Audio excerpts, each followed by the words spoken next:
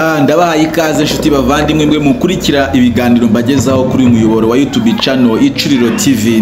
Ndabahaye ikaze kandi ndabifuriza amahoro y'Imana. Imana ikomeze kwana namwe, Imana ikomeze kubarinda ndetse no kubitaho. Ebana mbazaniye amakuru akomeye cyane, amakuru ashyushye cyane kabisa. Hano hirya bimeze nabi cyane mu gihugu cya Repubulika Iharanira Demokarasi ya Kongo, ibintu nibicika bimeze nabi. Ebana noneho ntusigana mu karere ka Rubavu, imitima yakutse, abantu twavuye imitima, abantu bari kwirukanka, abandi byabaye ibindi byahinduye isura kabisa. Ariko icyo nshaka kubwira muri aka kanya, niba uri kubyumva urumva ukuntu ari ibintu bidasanzwe, urumva urusaku rw'amasasu menshi. Aya masasu ari kugeraho akambuka akagera hano mu Rwanda, akagera hano mu karere ka Rubavu, akagwa ahantu hatandukanye, ndetse hari n'abantu bamwe na bamwe batandukanye amasasu yagiye agwaho. Ariko ndagira ngo nkubwire, ni yandi nakita ko abazi igisirikare bo barabizi, ni yandi nakita ko ari ya masasu asa nkaho yoroheje.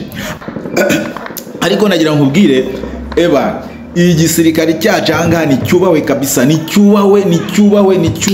Ebana nawe aho uri hose, nubwo waba utari hafi ahangaha, nubwo yaba utari no kubibona cyangwa se utari no kubyumva, ariko gerageza kabisa ugire icyo ukora, ukore ku ngofero. Ebana wubahe igisirikare cy'u Rwanda n'ubuyobozi bwacu bw'u Rwanda.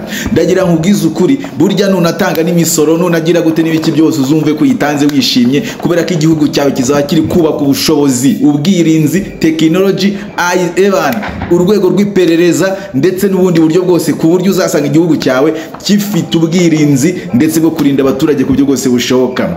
Ebana uraza kwitegereza muri iyi video uraza kubona uburyo igisirikare cy'u Rwanda ebana gihagaze kandi ku muturage warwo. Nuvuga ngo ku muturage w'u Rwanda nta mikino kabisa. Hano hari abahungu ebana b'abakomando bari mu bifaro byabo, biteguye kabisa kurinda umunyarwanda no kurinda umupaka. Nkuko ebana mu nshingano z'umusirikare za mbere harimo kurinda imipaka y'igihugu, ngira ngo ni nawe ya mbere. Nuvuga ngo harimo abatipe bari mu bifaru byabo. Urabona kiriya gifaru, kiriya gihagurutse, kirimo umusore mwiza cyane. Ebana hari ari tayari avuga bati nihagira urenga akarenga yinjira hano mu butaka bw'u Rwanda rwana, uwo nguwo kabisa nanjye ndamwiteguye. Kiriya gifaru ni icy'u Rwanda, kiri hano hafi neza y'umupaka. Ni ukuvuga ngo kirategereje ngo nihagira uwambuka, uwibeshya akambuka rwana, nawe aramwiteguye kabisa ijana ku ijana. Ni ukuvuga ngo kubigendanye n'umuturage w'u Rwanda ho nibyo ngibyo ni ibindi. Ariko ndagira nkubwire, mu mujyi wa Goma ibintu byahinduye isura. Amasasu imbunda nini n'into biri kuvuza ubuhuha, nta segonda nta munota. Ebana urukumva ibisasu bigatangira bigakubita, bikanambuka bikagwa mu Rwanda, bikarwa mu bice bitandukanye by'u Rwanda. Ariko reka nkwereke ukuntu u Rwanda ari igihugu gikomeye cyane. Ebana u Rwanda rufite technology. Waruzi ko igihugu cyacu gifite ubwirinzi bw'ikirere? Warubizi?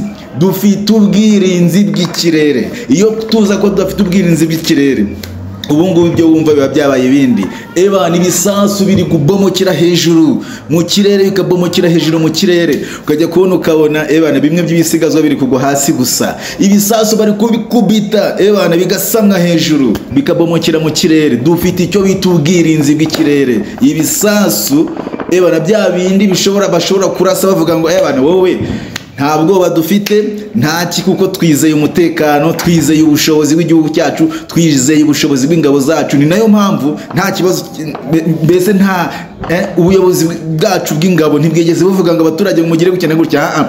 Bufite icyo bwizeye. Ni ukuvuga ngo nubwo ibyo byose bimeze uko nguko, ayo masasu akaba ari kwambuka akagwa mu gihugu cyacu, akagwa ku mbibi, akagwa hano muri Rubavu n'ahandi hatandukanye. Ariko nagira nkubwire, ebana dufite abahungu biteguye ijana ku ijana, ku buryo nta na santimetero imwe, urebye ukuntu igisirikare cy'u Rwanda kiri tayari, nta na santimetero n'imwe ishobora gukandagirwaho n'ahaduye. Icyakora wenda ushobora kuvuga ati imirwano ndayiretse mbivuyemo ndamutse nje nk'impunzi, uwo nguwo batayari bari kumwakira. Ariko wa wundi ushobora kuvuga ngo nje ndwana, uwo nguwo igisirikare cy'u Rwanda kiri tayari kabisa. We wabyibonera, uwo basore uri kubona bari ku bifaru.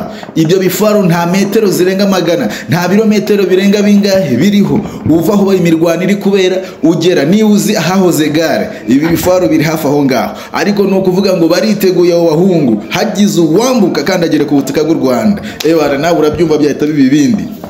Ni ukuvuga ngo rero ubu bya bindi wumvaga wumva ngo umujyi wa Goma wafashwe bimeze gute n'ibyo byose. Ubu noneho bisa nkaho byahinduye isura. Urusaku rw'amasasu ni rwinshi. Ni ukuvuga ngo intambara ihuje M23, mbibutse ko iyi ntambara ihuje M23 n'indi koalisiyo ya FDLR n'ingabo za Kongo, Abarundi, ndetse amakuru avuga ko na SADC ishobora kuba nayo iri ku ruhande rw'aba bangaba, iri kurwanirira izi ngabo za Kongo. Kandi ubuke ko nta buryo Tanzania nayo idashobora kuba iri ku ruhande rw'izi ngabo z'u Burundi ndetse n'ingabo za Kongo. Ariko aho hose M23 iri gukubita itambuka. Ariko kugeza uyu munsi nanone nyine wibaza impamvu aya masasa kivugira mu mujyi wa Goma. Aya masasa aravugira mu mujyi wa Goma, aya masasa aravugira ku musozi wa Goma, aya masasa aravugira ahantu hatandukanye, yaba ku kibuga cy'indege cya Goma n'ahandi hatandukanye. Ni ukuvuga ngo ni urusaku rw'amasasu rero ukumva aka kanya ruri kumvikana hano mu mujyi wa Gisenyi, ruri kumvikana hano mu mujyi wa Rubavu, muri metero nkeya hano mu mujyi wa Rubavu. Ibisasu birakubita mu rusaku kabisa, ku buryo n'abantu mu muhanda abantu barikoreza amatoro, turagu, biki byose, amajerekani, ibyo kurya, bafashe umurongo w'umuhanda bahunga. Kubera iki? Kubera igihunga. Ariko nubwo bafite igihunga, abasirikari bacu bari tayari. Ni cya gihunga nyine cyo kumva ibisasu nk'abantu tutamenyereye intambara, ukumva ibisasu bikubita ukabibona hariya bihagwa, ibindi bigasamwa. 90% by'ibisasu bishobora kuba biri kuraswa, 90% bishobora kuba biri kuzinywa, bari kuhita bizimiriza mu kirere, 90% kubera tekinoloji y'igisirikare cyacu. Ndagira ngo ubwize ukuri, ibintu bimeze nabi, ariko kandi turinzwe n'Imana, turinzwe kandi n'igisirikare cyacu Imana yahaye ubwenge n'ubushobozi bwo kurinda abaturage bacyo. Rero no kuvuga ngo icyo buri muntu wese yifuza, abo umukongomani, abo umunyarwanda, niki ni amahoro. Muri ibyo byose dusenga Imana tuyisaba ngo Imana iduhereza amahoro, yaba mu gihugu cy'u Rwanda, yaba no mu gihugu cya Kongo, abakongomani bagira amahoro n'abanyarwanda bagira amahoro. Uru rusaku rw'amasasu, ibaze niba wowe ubwawe uri kurwumva kuri telefone gutya, noneho imagine noneho umuntu uri Goma neza aho imirwano iri kubera. Goma abantu benshi ntabwo babashije guhunga. Kubera iki? Ibi ngibi byabaye mu gihe Kongo yaretse ibwirize gufunga umupaka, ariko kandi abantu benshi icyo gihe bahisemo kujya mu mazu, bifungiranye mu mazu. Ibisasu biri kugwa hejuru y'amazu, ibisasu biri gutambuka, bamwe urumva kurya ni ibibazo, kujya guhana ibibazo, ariko re n'abandi bari kubona uburyo nyine bwo gutambuka bakoresha umupaka wa Grande Barriere. Ariko no kuvuga ngo uyu munsi abantu bo mu mujyi wa Rubavu nabo batangiye gusa nkaho kubera igihunga n'ubwoba, gusa nkaho bakwepa umujyi wa Rubavu bakajya mu nkengero, cyangwa abandi bakajya muri za Kigali ndetse n'ahandi, kugira ngo wenda hataza kugira igisasu cyabagwaho. Ariko nkubwiza ukuri, igihugu cyacu cyakoze icyo bita ubwirinzi bushoboka. Abahungu bacu bari tayari, abahungu bacu bari smart, abahungu bacu kabisa, ku buryo nta na metero imwe nta n'iki uretse nk'uto dusasu turi kwambuka tukugwa mu gihugu cyacu. Ariko ubundi nta duyi n'imwe ishobora kurenga ngo barase mu Rwanda cyangwa baze gutera mu Rwanda, ntibishoboka, kubera ko bahiteguye, bari tayari. Abahungu bacu bari tayari. Nawe yugezemo yuri kubareba ukuntu bameze, ukuntu biteguye, tubona ko kabisa ko dufite uburinzi, dufite igihugu gifite uburinzi, dufite igihugu gifite organe, dufite abarideri bari charismatique kabisa. Ni ukuvuga mu buryo bwose bushoboka, kandi ukabona ko n'igisirikare cyacu ukabona ko ari charismatique kabisa, ukabona ko ari igisirikare gifite umurongo, gifite discipline, gifite n'umucyo.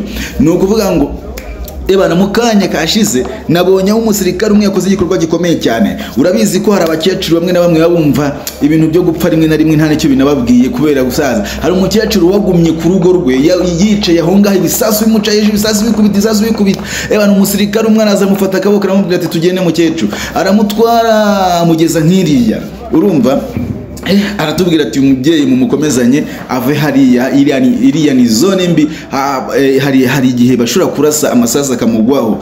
Umukecuru arahava aragenda.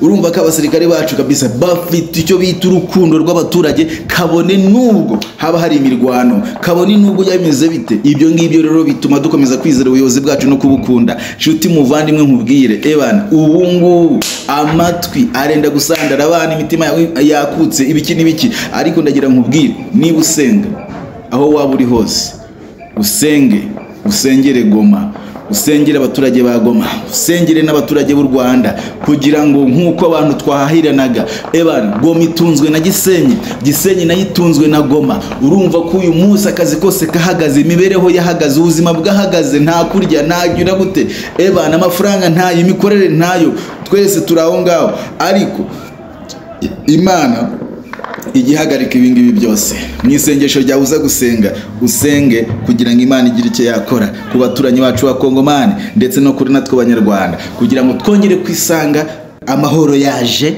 nta ntambara, nta vangura, turi mu bumwe, turi mu nzira zose. Urakoze cyane, ndakwifuriza amahoro y'Imana. Asante. Niba kandi ari ubwa mbere urugeze kuri umuyoboro wacu wa YouTube channel Icuriro TV, irageze ukore subscribe, like ndetse na share, hanyuma ukore no kunzogera byo ubona inkuru zose nkugezaho. Asante, ndagushimiye.